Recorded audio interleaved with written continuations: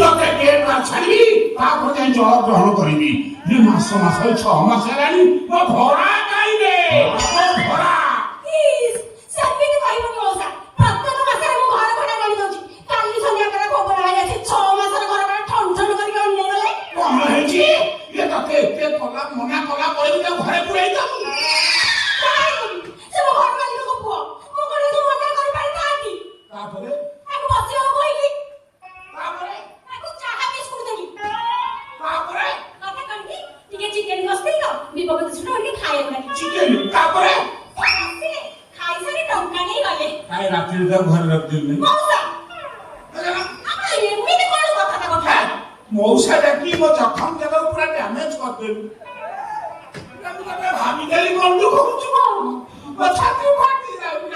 ମଉସା ଜମା ରାଗନ୍ତୁ। ରାତି ଗଲେ ବ୍ଲଡ ପ୍ରେସର ବଢିଯିବ।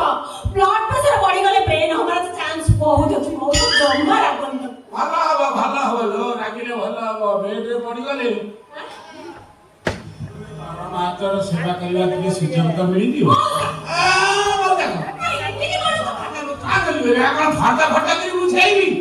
ଜାଣିଛୁ ତ ଝିଅଟା ମୋର ପର ଘରୁ ଚାଲିଗଲା ପରେ କଥା ଜାଣିଛୁ ମୁଁ ଏକା। ମୋର ଭଲ ମନ୍ଦ ବୁଝିବା ପାଇଁ ଜଣେ ଲୋକ ଦରକାର ନା ନାହିଁ।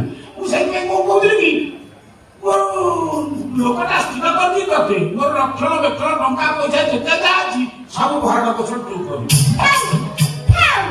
ଆପଣଙ୍କ ଉଦ୍ଦେଶ୍ୟ ମୁଁ ଠିକ ବୁଝିପାରୁଛି, କିନ୍ତୁ ସେ ଧାରଣାର ଝିଅ ମୁଁ ନୁହେଁ। ତା ଛଡା ବୟସ କେତେ ହେଲାଣି ମଉସା ଦେଖିଲ? ବୟସ ଏ ବୟସର କୃଷ୍ଣ ଚୂଡ଼ା ରଙ୍ଗ ତୁମକୁ ଅଙ୍ଗ ନୁହେଁ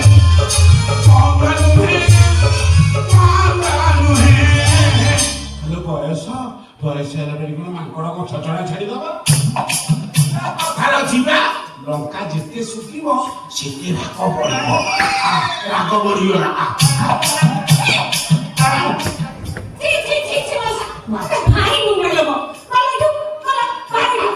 ମୋରି ଘରେ ଠିଆ ହେଇକି ମତେ ଭାବି ଦବ କହୁଛୁ? ଆଗେ ତତେ ଗେଟ୍ ବାହାରି ଛାଡିବି। ଆଉ କ୍ଷମା ନାହିଁ।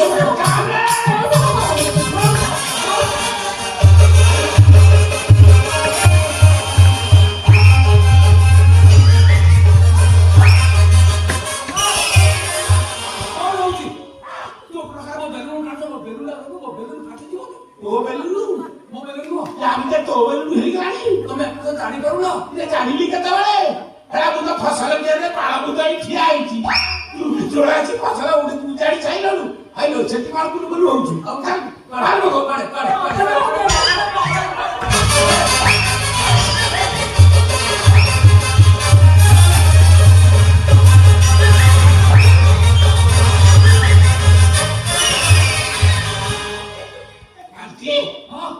ଗ୍ୟାସ ବଢିଗଲା ବୋଧେ।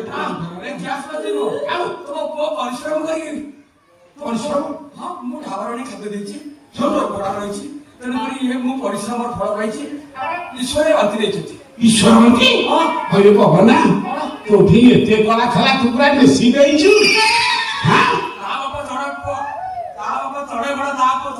ହଁ ମୁଁ ସେଇଆ ଭାବୁଛି ରେ।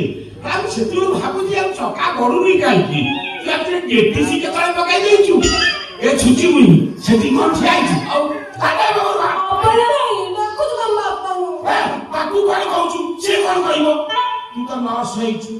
ପେଟରେ ଛୁଆ ରହିବା, ପେଟରୁ ଛୁଆ କାଢିବା, ଏ ଦିଟା ଯାକ କାଇଦା ତ ଭଲ ଭାବେ ଜଣା ଅଛି। ତୋ ଝାଞ୍ଚୁଳି ଗଲା ତମ ଖାଇକି ରହୁଥିଲ ବାଧ୍ୟ କରୁଛ। ଏଉଠୁ 2 ଜଣ ଯିବୁ ଥାନାକୁ। ପରିଷ୍କାର ମୁଁ କହିବି ଏଥିପାଇଁ ଦାୟୀ ହଉଛି ମୁଁ। ମୋ ବାପା ମୋ ସ୍ତ୍ରୀକୁ ନିର୍ଯାତନା ଦଉଛନ୍ତି ବୋଲି ଅପରାଧ ଭାଇକୁ ରଖିଲ। କଣ କଣ ତ ପାଳିକ ଜାଣିପାରୁଥିବ? କହିଲା ଭଳିଆ ମୁଁ କେତେ କେତେ ଲୋକଙ୍କୁ 6 ଫୁଟ ଦେଖେ 9 ଫୁଟରେ ପାଣି ପିଇଛି। ତମେ ଆଜି 9, 6, 15 ଫୁଟରେ ପାଣି ପିଇଦେଲ ମତେ। ଆଉ ମତେ କା ଜଣା ମୁଁ ଭଡ଼ା ନେବି କଣ? ଆଠୁ ମତେ କୋଉଠି ଭଡ଼ା ଦେଇ ରହିବାକୁ ପଡିବ। ଆଉ